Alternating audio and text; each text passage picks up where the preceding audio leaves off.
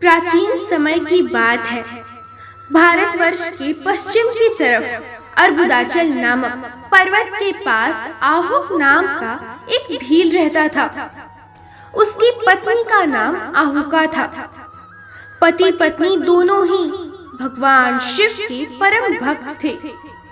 वे दोनों अपने गृहस्थ धर्म का पालन करते हुए अपनी दिनचर्या का अधिकांश समय भगवान शिव की उपासना में ही व्यतीत करते थे।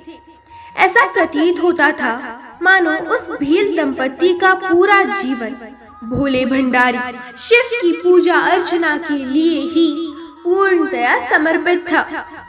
भोलेनाथ के परम भक्त होते हुए भी उस भील की अकाल मृत्यु क्यों हुई, ऐसा क्यों हुआ, यह आज हम जानेंगे। उससे पूर्व यदि आप इस चैनल पर नए हैं तो चैनल को सब्सक्राइब कीजिए और बेल आइकन को भी अवश्य प्रेस कीजिए ताकि हमारे नए वीडियो सबसे पहले आपके पास पहुंचे। तो चलिए शुरू करते हैं। एक दिन की बात है।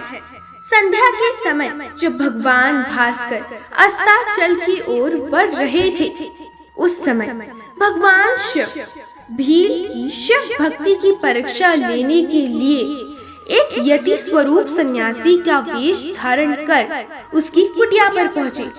संयोग से उस समय केवल आहुका ही वहाँ थी। उसने सन्यासी को प्रणाम करके उनका स्वागत किया। आहुक भोजन की खोज के लिए जंगल में गया हुआ था, किंतु थोड़े ही समय में वो भी कुटिया पर पहुंच गया और उसने भी घर आए सन्यासी को प्रणाम किया। सन्यासी बोली, भील, मुझे आज की रात बिताने के लिए जगह दे दो, मैं कल प्रातःकाल यहाँ से चला जाऊंगा। आहुक ने कहा, यतिनाथ, हमारी ये झोपड़ी छोटी है, इसमें केवल 2 व्यक्ति ही रात में ठहर सकते हैं। अभी सूर्यास्त नहीं हुआ है और कुछ रोशनी भी है, अतः आप रात बिताने के लिए किसी अन्य स्थान की खोज कर ले। उसकी इस बात को सुनकर आहुका बोली, प्राणनाथ, देखिए, ये यतिनाथ हमारे अतिथि है। हम गृहस्थ हैं। गृहस्थ धर्म अनुसार हमें इनकी सेवा करनी चाहिए। इन्हें किसी अन्य स्थान पर जाने के लिए नहीं कहना चाहिए। अतः रात में आप दोनों झोपड़ी में अंदर रहिएगा और मैं शस्त्र लेकर बाहर पहरा दूंगी। पत्नी की बातें सुनकर आहुक ने कहा, तुम ठीक कहती हो कि हमें घर आए अतिथि का सत्कार करना चाहिए। अतः आज रात यति महाराज हमारे यहाँ रहेंगे। मेरे होते हुए तुम्हें बाहर पहरा देने की कोई आवश्यकता नहीं है। आप दोनों झोपड़ी में अंदर रहना और मैं शस्त्र लेकर बाहर पहरा देते हुए आप लोगों की रक्षा करूंगा। भोजन करने के पश्चात यतिनाथ और भील की पत्नी तो कुटिया में अंदर सो गए तथा आहुक शस्त्र लेकर बाहर पहरा देने लगा। रात के समय भयानक जंगली हिंसक पशुओं ने आहुक को अपना आहार बनाने का प्रयत्न शुरू कर दिया। वो बलवान मनुष्य अपनी शक्ति के अनुसार उन विशालकाय भयानक पशुओं से अपना बचाव करता रहा, किंतु उसके प्रारब्ध के अनुसार अंततः जंगली पशु उसे मारकर खा गए। प्रातःकाल आहुका ने कुटिया से बाहर निकलकर जब अपने पति को मृत देखा तो वह बहुत दुखी हुई और तीव्र स्वर में रुदन करने लगी। उसका रुदन सुनकर यति जब कुटिया से बाहर निकले तो आहुक को मृत देखकर वो भी बहुत दुखी हुए।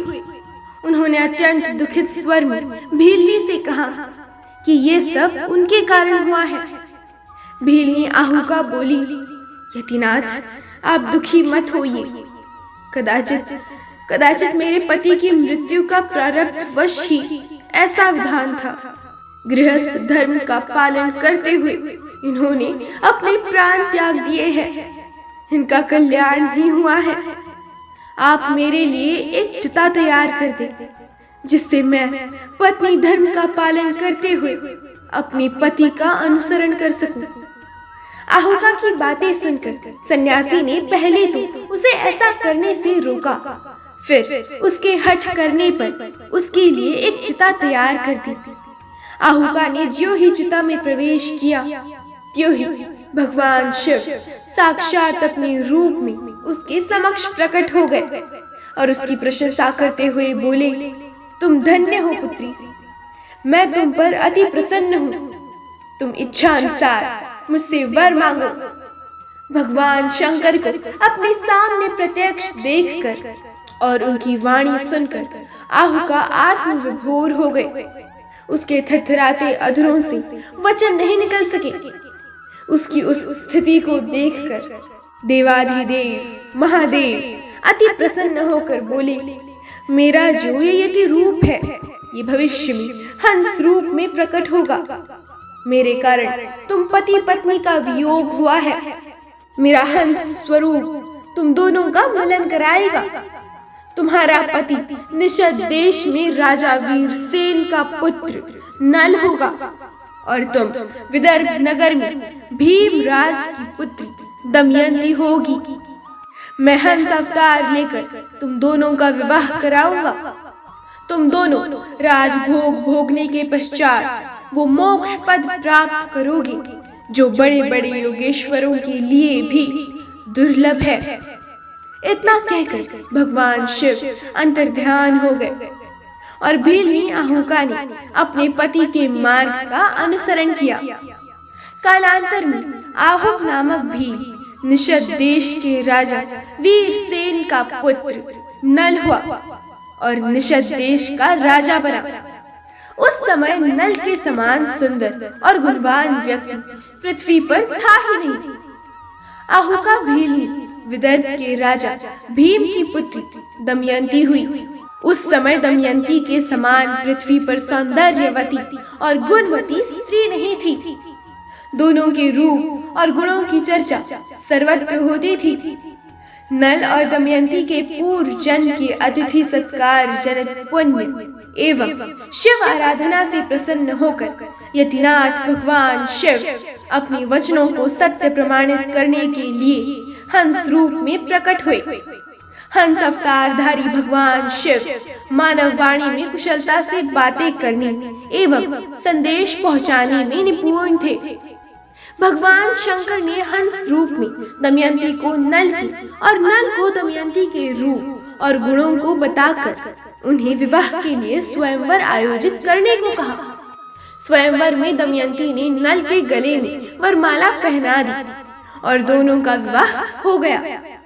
भगवान शिव ही यतिनाथ के वेश में आहुक और आहुका की परीक्षा लेने गए थे। उनके कारण ही उनका वियोग हुआ था तथा उन्होंने ही उन्हें फिर मिला दिया। भोले भंडारी महादेव शीघ्र ही प्रसन्न होकर अपने भक्तों को वर देने के लिए प्रसिद्ध है।